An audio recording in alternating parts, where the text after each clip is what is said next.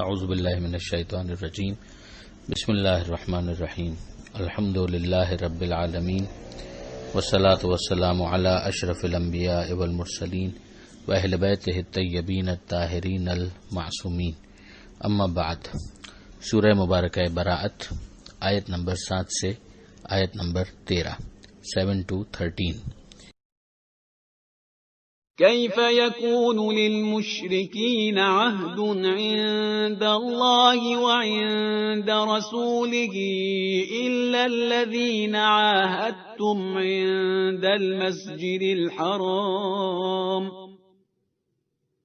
فما استقاموا لكم فاستقيموا لهم إن الله يحب المتقين۔ كيف وإن يظهروا عليكم لا يرقبوا فيكم إلا ولا ذمة يرضونكم بأفواههم وتأبى قلوبهم وأكثرهم فاسقون۔ اشتروا بآيات الله ثمنا قليلا فصدوا عن سبيله إنهم ساء ما كانوا يعملون۔ لا يرقبون في مؤمن إلا ولا ذمة وأولئك هم المعتدون۔ فَإِن تَابُوا وَأَقَامُوا الصَّلَاةَ وَآتَوُا الزَّكَاةَ فَإِخْوَانُكُمْ فِي الدِّينِ وَنُفَصِّلُ الْآيَاتِ لِقَوْمٍ يَعْلَمُونَ۔ وَإِن نَكَثُوا أَيْمَانَهُم مِّن بَعْدِ عَهْدِهِمْ وَطَعَنُوا فِي دِينِكُمْ فَقَاتِلُوا أَئِمَّةَ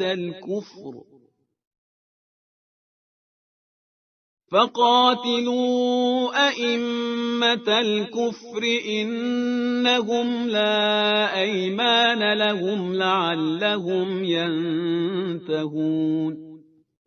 أَلَا تُقَاتِلُونَ قَوْمًا نَكَثُوا أَيْمَانَهُمْ وَهَمُّوا بِإِخْرَاجِ الرَّسُولِ وَهُمْ بَدَؤُوكُمْ أَوَّلَ مَرَّةٍ أَتَخْشَوْنَهُمْ فَاللَّهُ أَحَقُّ أَن تَخْشَوْهُ إِن كُنتُم مُّؤْمِنِينَ۔ گزشتہ صفحے پر ہم نے دیکھا کہ پروردگار عالم نے مشرکین کی دو کیٹیگریز کی، ایک وہ کہ جن کے اوپر حجت تمام ہو چکی اور جنہیں 4 مہینے کی مہلت دی گئی اور یہ فائنل الٹیمیٹم تھا، اور ایک گروہ وہ کہ جو مشرکین ہی میں سے شامل تھا مگر علم نہ ہونے کی وجہ سے اب تک ان پر حجت تمام نہیں ہوئی تھی۔ آخری آیت جو ہم نے گزشتہ صفحے پر پڑھی اس میں یہی تھا کہ اگر مشرکین میں سے کوئی آپ سے پناہ طلب کرے تو اسے پناہ دیجیے تاکہ وہ اللہ کے کلام کو سنے، پھر اس کے اطمینان کی جگہ پر پہنچا دیں۔ یہ اس لیے ہے کہ وہ ایسے لوگ ہیں جو واقف نہیں ہیں۔ اب یہاں پر ہم دیکھتے ہیں کہ ایک مرتبہ پھر پروردگار عالم ان مشرکین کی بات کرتا ہے کہ جنہوں نے اپنے عہد کی خلاف ورزی کی تھی۔ کیف یکون للمشرکین عہد، کیسے ہو سکتا ہے مشرکین کے لیے کوئی عہد عند اللہ، اللہ کے نزدیک کوئی وعدہ، و عند رسول ہی اور اللہ کے رسول کے نزدیک، الا الذین عاہدتم عند المسجد الحرام، ہاں سوائے ان لوگوں کے کہ جن سے تم نے عہد و پیمان کیا تھا مسجد الحرام کے پاس، فمستقاموا لکم فاستقیموا لہم، تو جو اپنے عہد کے پاسدار ہیں، جو اس کی وفاداری کرنے والے ہیں، تو تم بھی وفاداری کا مظاہرہ کرو اور اس عہد و پیمان کی رعایت کرو۔ ان اللہ یحب المتقین، یقیناً اللہ صاحبان تقوی کو پسند کرتا ہے۔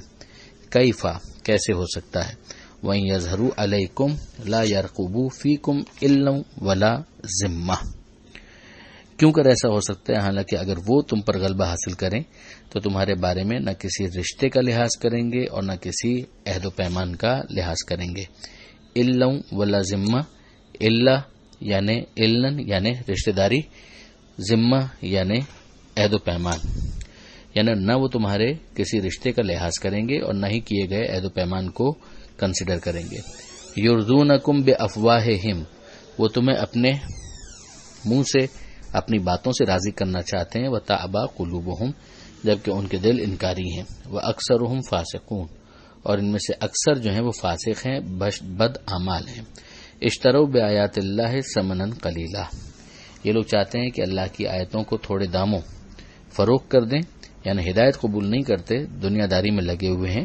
فصدوا عن سبیلہ، اور اللہ کے راستے سے روکنا چاہتے ہیں، خود بھی اس کے راستے سے منحرف ہو گئے ہیں اور دوسروں کو بھی روکنا چاہتے ہیں. انہم ساء ما کانوا یعملون، کتنا برا ہے وہ کام جو یہ لوگ انجام دیتے ہیں. ایک مرتبہ پھر اس بات کو ریپیٹ کیا جا رہا ہے کہ لا یرقبون فی مومن الا ولا ذمہ، کہ جب مومنین کا معاملہ ہوتا ہے تو وہ یہ دیکھتے ہیں کہ چونکہ یہ اللہ پر ایمان لا چکے ہیں، توحید کے مقر ہیں، توحید کا اقرار کرنے والے ہیں، تو پھر اس کے بعد نہ الن رشتہ داری کا لحاظ کرتے ہیں، ولا ذمہ، اور نہ ہی کسی عہد و پیمان کی رعایت کرتے ہیں. وَأُولَئِكَ هُمُ الْمُعْتَدُونَ، اور یہی لوگ ہیں ظلم اور تعدی کرنے والے. اب وہ افراد کون سے تھے کہ جنہوں نے مسجد الحرام کے پاس عہد و پیمان کیا تھا اور اس کے وفادار بھی رہے؟ تو اس حوالے سے بعض قبیلوں کا ذکر کیا جاتا ہے. ظاہر ہے کہ قریش کا تو معاملہ بہت واضح کہ یہ افراد جو تھے انہوں نے تو اپنے وعدوں کو توڑ دیا تھا، اور اس کے نتیجے میں ان کے خلاف تو ایکشن وہ والا بھی ہو چکا تھا کہ جس کے نتیجے میں مکہ فتح ہوا. یہ تو 8 ہجری کے بعد 9 ہجری کی بات ہو رہی ہے. تو یہ 8 ہجری میں مکہ فتح ہونے کے بعد ظاہر ہے کہ قبائل کی ایک قسم، ایک تعداد تھی کہ جنہوں نے ابھی تک عہد و پیمان کی خلاف ورزی کی تھی، اور کچھ وہ تھے کہ جنہوں نے عہد و پیمان کی رعایت کی تھی. تو اس کے حوالے سے یہاں پر انسٹرکشنز دی جا رہی ہیں. فَإِن تَابُوا وَأَقَامُوا الصَّلَاةَ وَآتَوُا الزَّكَاةَ، تو اب اگر یہ لوگ توبہ کر لیں اور نماز قائم کریں اور زکوٰۃ ادا کریں، توبہ کر لیں، نماز قائم کریں اور زکوٰۃ ادا کریں، یعنی 3 کنڈیشنز ہیں. فَإِخْوَانُكُمْ فِي الدِّينِ، تو وہ تمہارے بھائی ہیں، تمہارے دینی بھائی ہیں. وَنُفَصِّلُ الْآيَاتِ لِقَوْمٍ يَعْلَمُونَ، اور تفصیل کے ساتھ ہم آیتوں کو بیان کر رہے ہیں ان لوگوں کے لیے جو جاننا چاہتے ہیں، جو سمجھنا چاہتے ہیں. وَإِن نَكَثُوا أَيْمَانَهُم مِّن بَعْدِ عَهْدِهِمْ وَطَعَنُوا فِي دِينِكُمْ، اور اب اگر وہ اپنی قسموں کو اپنے عہد و پیمان کے بعد توڑ دیں اور تمہارے دین پر طعن و تشنیع کریں، فَقَاتِلُوا أَئِمَّةَ الْكُفْرِ، تو کفر کے ان سرغناؤں سے جنگ کرو، یعنی جو کفر کے جو لیڈرز ہیں ان کو فوکس کرو. لوگ جو ہیں وہ تو عام طور پر اپنے لیڈران ہی کو فالو کر رہے ہوتے ہیں، تو اگر ان کو ختم کر دیا جائے تو اس کے بعد پھر لوگوں کا مسئلہ آسان ہوتا ہے. انہم لا ایمان لہم، ان کی کوئی قسمیں نہیں ہے، یعنی جب وہ قسموں کا کوئی اعتبار ہی نہیں رکھ رہے، اس کی رعایت ہی نہیں کر رہے، تو پھر ان کا قسم کھانا نہ کھانا دونوں برابر ہے.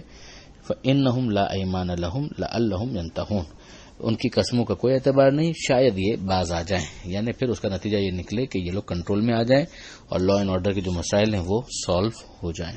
اب اس کے بعد جو آخری آیت اس صفحے پر ہمیں نظر آ رہی ہے، اس میں پروردگار عالم نے شوق دلایا ہے، غیرت کو بیدار کیا ہے. الا تقاتلون قوما، کیوں تم نہیں جنگ کرتے ان لوگوں سے، نکثوا ایمانہم، کہ جنہوں نے اپنی قسموں کو توڑا، وہموا باخراج الرسول، اور پیغمبر کو نکالنے کا ارادہ کیا، وہم بدؤوکم اول مرہ، اور انہوں نے ہی پہلی دفعہ تمہارے مقابلے میں پہل کی. اتخشونہم، کیا تم ان سے خوف کھاتے ہو؟ فاللہ احق ان تخشوہ، تو اللہ زیادہ حقدار ہے اس بات کا کہ اس سے ڈرو. ان کنتم مؤمنین، اگر تم مومن ہو. جنگ کی یہ جو وجوہات یہاں پر ذکر ہوئی ہیں، ان سے یہ ظاہر ہوتا ہے کہ اصلاً و بالذات جنگ محبوب اور مطلوب نہیں ہو سکتی جب تک کہ اس کے خاص اسباب نہ ہوں جو جنگ کو جسٹیفائی کریں. اب یہاں پر جو جملہ استعمال ہوا ہے کہ انہوں نے ہی پہلی دفعہ تمہارے مقابلے میں پہل کی، وہم بدؤوکم اول مرہ، اس سے بھی ان تمام روایتوں کا قلقمہ ہو جاتا ہے کہ جو پیغمبر اکرم صلی اللہ علیہ وآلہ وسلم پر جارحیت کا الزام عائد کرتی ہیں، اور جن کو ظاہر کہ وضع کیا گیا اور جنہیں ناسمجھی سے مسلمانوں نے بھی اپنی تاریخ میں اور تاریخ کی کتابوں کے اندر درج کر دیا ہے. واضح طور پر اس میں لکھا ہوا ہے کہ بدؤوکم اول مرہ، کہ انہوں نے ہی آغاز کیا تھا تمہارے مقابلے میں پہلی مرتبہ میں. اور یہاں پر پھر یہ غور کرنے والی بات ہے کہ ظاہر ہے کہ جو ان کے بھی لشکر کے سربراہ اور سرگنا تھے ابو سفیان وغیرہ، وہ تو 8 ہجری کے اندر ظاہری طور پر اسلام لے آئے تھے، تو جو ان کے ساتھ دینے والے افراد تھے کہ جنہوں نے پیغمبر اکرم کے اخراج میں اور پھر بعد کی جنگوں کے اندر ان لوگوں کا سپورٹ کیا تھا اور ابھی وہ دوسرے قبائل کی شکل میں باقی تھے کہ جن کے ساتھ یہاں پر نمٹنا ہے، ان کو بھی ایکولی رسپانسبل ٹھہرایا جا رہا ہے. یعنی جو آپ سوچئے کہ سیکنڈری کلاس کے اندر آئیں گے، سیکنڈ گریڈ کے اندر آئیں گے، پرائمری تو وہی افراد تھے جو مکہ کے اندر سربراہان تھے. اور پھر میں یاد دلا رہا ہوں کہ یہ وہ افراد تھے کہ جو 8 ہجری میں ظاہری طور پر ہی صحیح مگر کفر سے دستبردار ہو چکے تھے. تو اب جو دوسرے ہیں ان کو بھی یہ کہا جا رہا ہے کہ یہ ابتدا کرنے والے ہیں. تو جو ان کے لیڈران تھے وہ تو بطریق اولا اس تمام تر ایکٹیویٹیز جو بدر کے میدان میں ہوئی اور دیگر میدانوں میں ہوئی اس کے رسپانسبل قرار پائیں گے قرآن کی نظر میں. جس کے بعد اسلامی تاریخ کے حوالے سے جو بہت سی باتیں لکھی گئی ہیں جن میں جاہریت کا الزام پیغمبر اکرم صلی اللہ علیہ وآلہ وسلم پر لگایا گیا معاذ اللہ، اس کو ری وزٹ کرنے کی ضرورت ہے. اور اس پر اچھا خاصا مواد جیسے کہ میں نے پہلے عرض کیا کہ تاریخ اسلام علامہ سید علی نقی نقن صاحب علی اللہ مقامہ کی کتاب میں موجود ہے. پروردگار عالم سے دعا ہے قرآن پڑھنے اور سمجھنے اور عمل کرنے کی توفیق عطا فرما اور وارث قرآن امام زمانہ کے ظہور میں تعجیل فرما. وآخر دعوانا ان الحمدللہ رب العالمین. والسلام علیکم ورحمۃ اللہ وبرکاتہ.